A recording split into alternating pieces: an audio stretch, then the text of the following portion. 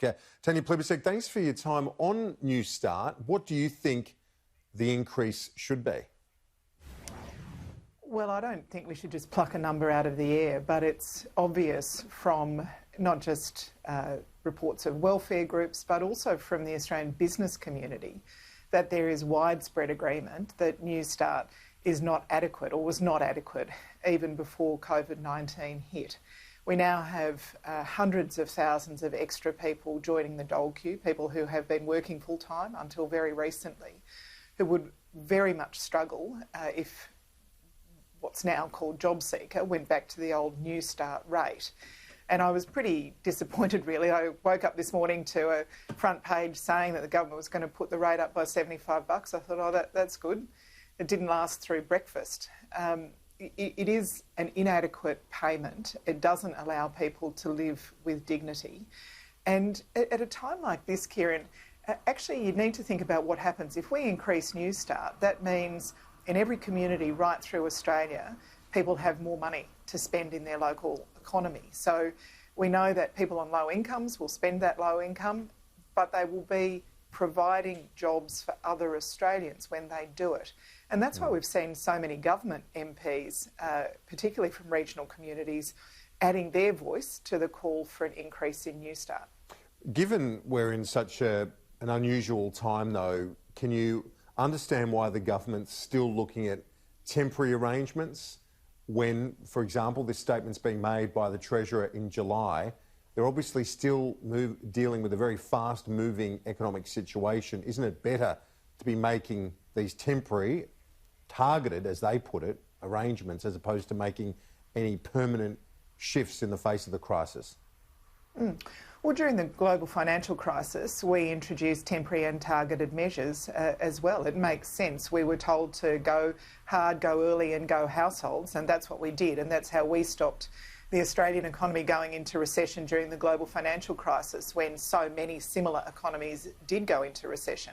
What we learnt from that time, though, is that if you want to inject confidence into the economy, if you want to support consumer demand, if you want to support business, then the best way to do it is to provide a more income security to people on lower incomes, because they'll go out and spend the money and create jobs for other people.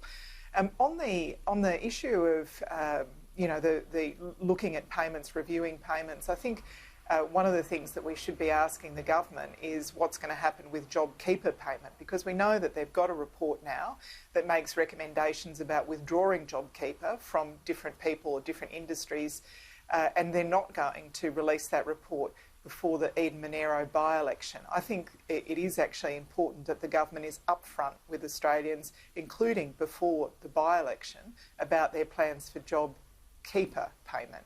Let's look at the issue of the ASIO raids on a Labor MP in Sydney, Shaoquett Moselmane. The point that Andrew made a bit earlier, that some within Labor are wondering why would the Victorian branch be suspended but the New South Wales branch not be, given the track record when it comes to this particular issue? Look, obviously we never comment on investigations when they're underway, so I'm not going to make specific comments about that. I don't know any details other than what I've read in the newspaper. But I would say, I'd say to anyone at any time, if anyone has done the wrong thing in the Labor Party, they should be dealt with, they should face the full force of the law, proper investigations. Because, you know, Kieran, it is actually heartbreaking for all the good people who join any political party for the right reasons. People join the Labor Party because they want a strong economy, they want good jobs with decent pay for all Australians, they want a good, strong health system and education system, they want action on climate change or homelessness. Whatever it is that they are passionate about, they join together with people of like mind to fight for those changes. And when they see any reports of anybody doing the wrong thing, it is heartbreaking and demoralising, and I think it drives good people away from politics. So I am all for proper investigation. I think we need to have the highest standards of integrity, and we need the institutions that support those high standards of integrity. I've been a supporter of a Federal Integrity Commission for many years, and I'm disappointed that we haven't yet got legislation for that.